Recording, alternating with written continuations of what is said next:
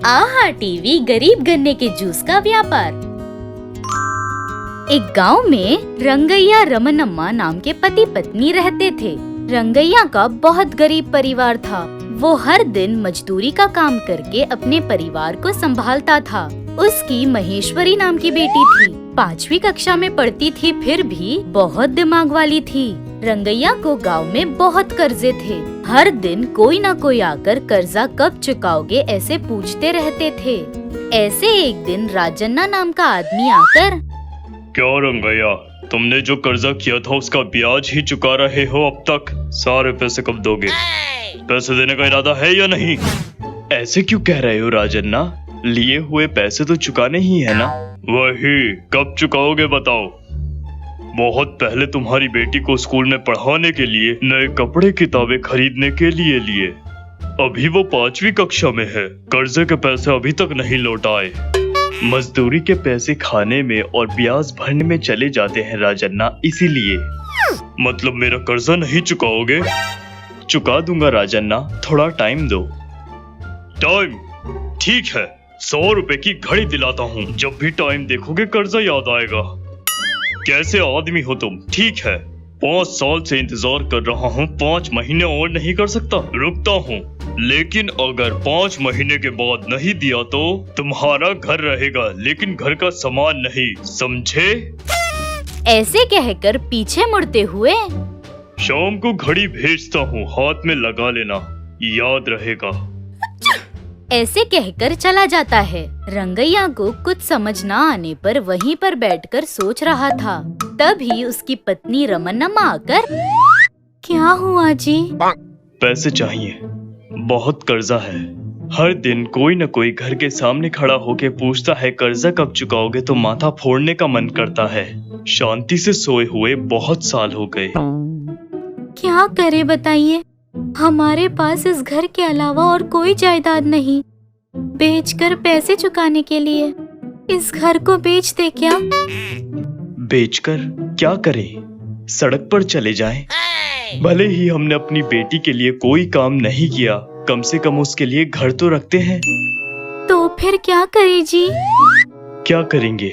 सुबह शाम मेहनत करनी होगी, नहीं तो कहीं और से कर्जा करके कर्जा चुकाना पड़ेगा। ऐसे कहते ही बेटी महेश्वरी आकर, माँ क्या हुआ, क्या चाहिए? कुछ नहीं माँ। ऐसे बोलकर पिता के पास आकर, पापा आप मुझसे प्यार करते हैं ना? हाँ बेटा, किसने क्या कहा तुमसे अभी? मैं जैसा कहती हूँ वैसा करो, सारे कर्जे खत्म होकर खुश रहेंगे। क्या करना होगा? आप गन्ने का जूस बेचिए, पैसे आएंगे, उससे कर्जा मिटा सकते हैं। गन्ने का जूस? जी पापा, पहले हमारे स्कूल के सामने एक चाचा गन्ने की गाड़ी लेकर आते थे। जब ब्रेक होती थी, बहुत सारे स्कूल के बच्चे जाकर गन्ने का जूस पीते थे। अभी वे सिटी चले गए। स्कूल के और आजू बाजू के सभी लोग, रोड पर जाते लोग उनके गन्ने के जूस के बारे में बात करते हुए वो फिर लौट कर आ जाए, नहीं तो कोई और गन्ने का जूस बेचने आ जाए। ये बातें मैं हर दिन स्कूल जाते वक्त आते वक्त सुनती आ रही हूँ। आप जूस बेचोगे तो अच्छा होगा पापा। ऐसे पिता को विस्तार में बताती है। वो सब सुनकर रंगैया पत्नी की तरफ देखकर, अच्छा ही है, लेकिन व्यापार करने के लिए इतने पैसे नहीं है ना? एक काम कीजिए, राजन्ना के पास ही थोड़ा और कर्जा कर लीजिए। फिर से उसके पास? देगा क्या? अभी तो कर्जा चुकाने के लिए कह कर गया है। व्यापार करने वाले हैं, 5 महीनों में नहीं 1 ही महीने में कर्जा चुका देंगे कहिए। देंगे, नहीं दिया तो कोई और रास्ता ढूंढ लेंगे। ठीक है। ऐसे कहकर वहाँ से राजन्ना के पास आता है। रंगैया को देखते ही राजन्ना, क्या रंगैया, घड़ी के लिए आए हो? नहीं राजन्ना, कर्जे के लिए आया हूँ। फिर से कर्जा? क्या है भाई ये? ऐसे कह रहा था कि रंगैया अपना विचार उसे बताता है। सारी बात सुनकर राजन्ना, इतने साल बाद तुम्हें एक अच्छा विचार आया। ठीक है, तुम्हें पैसे देता हूँ, व्यापार करके मेरा कर्जा चुका दो। ऐसे कहकर अंदर जाकर रंगैया को पैसे ला कर देता है। वो पैसे लेकर रंगैया घर आता है। अपनी पत्नी को वो पैसे देकर पैसे आ गए। कल जाकर गन्ने के जूस का मशीन ले आकर साथ में गन्ने भी ले लूंगा। परसों से व्यापार शुरू कर देंगे। अच्छा जी। ऐसे कहती है। सुबह होते ही रंगैया जरूरत के सारे सामान ले आता है। सामान लेकर महेश्वरी के स्कूल के थोड़ी दूरी पर सड़क के बगल में गाड़ी रखकर गन्ने का जूस बेच रहा था। पहले से ही बहुत सारे लोगों को गन्ने का जूस बहुत पसंद था, इसलिए थोड़ी ही देर में रंगैया ने बहुत सारे जूसेस बेच लिए। शाम तक सारे गन्ने खत्म हो जाते हैं। शाम को घर आकर पहले ही दिन पर व्यापार बहुत बहुत अच्छा था। ऐसे ही चलता रहा तो महीने भर में कर्जा चुका सकते हैं। ऐसे सोचकर खुश हो गए थे। सोचने के अनुसार ही उनका व्यापार ऊंचाई छू रहा था। 10 दिन बाद रंगैया राजन्ना के पास आता है। रंगैया को देखते ही क्या रंगैया, फिर से कर्जा चाहिए? नहीं राजन्ना, आपके उपकार की वजह से गन्ने के जूस का व्यापार ऊंचाई छू रहा है। ये लीजिए आपके पैसे। यह कर राजन्ना के पैसे लौटा देता है। वो पैसे लेकर राजन्ना देखो रंगैया, मजदूरी करके जियोगे तो जिंदगी भर मजदूरी ही करते रहोगे। हिम्मत दिखाकर आगे कदम बढ़ाकर ऐसा ही कुछ करोगे तो ही ऊपर आओगे। अब सारी तकलीफें कम हो जाएंगी। जाओ, व्यापार करके खुशी से रहो। ऐसे कहकर वहाँ से भेज देता है। रंगैया वहाँ से घर आता है। सरलता से गन्ने के जूस का व्यापार करके सारे कर्जे चुका देता है और मुनाफे से आगे बढ़कर पत्नी और बेटी के साथ खुशी से रह रहा था। एक गांव में शिवा पार्वती नाम के पति पत्नी रहते थे। उनके सीता स्वामी नाम के 2 बच्चे थे। शिवैया एक लॉरी ड्राइवर का काम करता था। काम पर जाता तो 10 दिन तक लौटकर नहीं आता था। पार्वती घर में रहकर अपने बच्चों का ख्याल रखती थी। ऐसे शिवैया घर से काम पर जाने के लिए सब कुछ तैयार कर रहा था।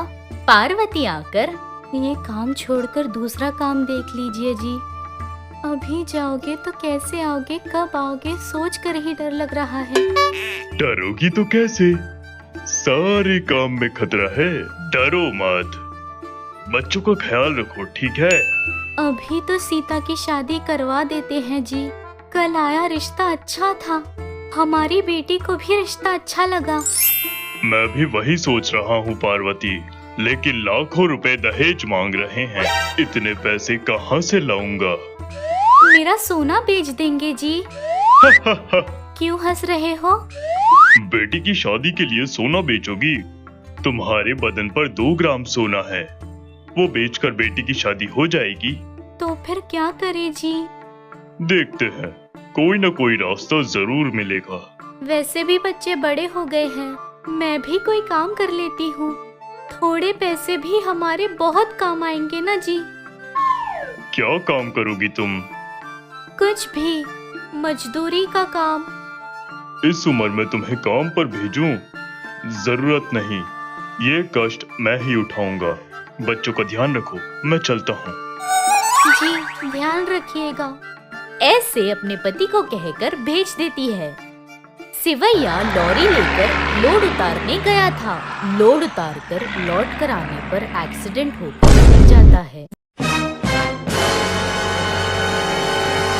वो बात सुनकर पार्वती की दिल की धड़कन थम सी जाती है। दोनों बच्चे पापा पापा कहकर रो रहे थे। रिश्तेदार, आजू बाजू के सभी लोग पार्वती को हिम्मत दे रहे थे। ऐसे अनुसुया नाम की औरत आकर पार्वती के बगल में बैठकर, रोने से इंसान लौट कर तो नहीं आते ना, तुम्हें ही हिम्मत रखनी पड़ेगी। तुम्हारे बच्चों को देखो, रो रहे हैं, उनके लिए तो हिम्मत दिखानी होगी ना। ऐसे पार्वती को बोलकर वहीं पर थोड़ी दूरी पर बैठे स्वामी को देखकर, स्वामी, तुम तो तुम्हारी माँ को हिम्मत दो, इस घर को संभालना है। माँ का और बहन का ध्यान रखना, कोई जरूरत होगी तो बताना, चलती हूँ। ऐसे कहकर वहाँ से चली जाती है। दिन गुजर रहे थे, स्वामी भी काम पर जा रहा था। पार्वती भी अमीरों के घर काम करने जाती थी। एक दिन सीता अपनी माँ के पास आकर, माँ, मैं भी काम पर चलती हूँ। तुम दोनों ही मेहनत कर रहे हो। मैं घर पर अकेले बैठकर क्या करूँगी माँ? मैं भी चलती हूँ। शादी की उम्र की लड़की को काम पर कैसे लेकर जाऊँ? नहीं बेटा, भैया और मैं है ना, अच्छा सा रिश्ता देखकर शादी करवा देंगे। एक तरफ 3 वक्त के खाने के लिए तकलीफ है, अभी शादी जरूरी है क्या? जरूरत नहीं, तकलीफें कम हो जाए। ऐसे बोलते ही स्वामी आकर, तकलीफें हैं तो घर की लड़की को विदा नहीं करेंगे? वैसे भी एक बार शादी करके ससुराल चली गई तो सास का घर ही तुम्हारा घर, ये घर पराया हो जाएगा। फिर तो त्योहारों में ही आओगी बस, तुम्हें क्यों तकलीफ दे? ऐसे बोलते ही सीता रोते हुए, मतलब अभी से मुझे पराया कर दिया? आपकी तकलीफें मेरी नहीं। ऐसा नहीं है, पापा हमेशा कहा करते थे, बेटा हम कितनी भी तकलीफ में हो लेकिन छोटी को तकलीफ मत देना। घर की बेटी का आंसू बहाना अच्छा नहीं है। तुम्हें तकलीफ नहीं देना चाहता, बात मानो, ठीक है? ऐसे छोटी को अपने पास लेकर अंदर भेजकर माँ के साथ बाहर आता है। रोड पर आकर दोनों अपने अपने रास्ते जाते वक्त पार्वती, स्वामी, बोलो माँ। बड़े हो गए हो तुम, संभाल कर जाना। जी माँ। ऐसे बोलकर पीछे मुड़कर जाते हुए, छोटी की शादी करनी है, कैसे कैसे कैसे? शादी के लिए पैसे नहीं हैं, क्या करूं? कर्जा करूं? कर्जा कैसे चुकाऊंगा फिर? ऐसे अपने आप में सोचकर काम पर जा रहा था। ऐसे सोचते हुए जा रहा था कि स्वामी का दोस्त रामू आकर, स्वामी, कैसा है रे? मैं बिल्कुल ठीक हूँ, तुम कैसे हो? इतने दिनों तक कहाँ थे? अरे भाई, एक बात बतानी थी तुझे। बोलना फिर, इतना क्या सोच रहा है? वो बताने के बाद तुम क्या कहोगे, इसलिए। क्या है रे, बताना। ऐसे बोलते ही रामू आंखें बंद करते हुए, भाई, सीता से मैं बहुत प्यार करता हूँ, ये बात तुम्हारे पिता को बताने से पहले ही वो मर गए। अभी तुम्हें ही शादी करवानी होगी। ऐसे घबराहट में बोलकर आंखें खोलता है। सामने खड़ा स्वामी शॉक। मेरी बहन ने तो नहीं बताया, वो मेरे प्यार के बारे में नहीं जानती। मेरे पास काम नहीं है ना, काम ढूंढकर तुम्हारे पिता से बात करने आने वाला था, लेकिन इस दौरान तुम्हारे पिता मर गए। राइस मिल में नौकरी मिल गई है। तुम्हारी बहन का अच्छे से ख्याल रखूंगा, दहेज नहीं चाहिए। ऐसे बोलते ही स्वामी रामू के गले लगकर, दहेज के लिए मना किया इसलिए नहीं मान रहा।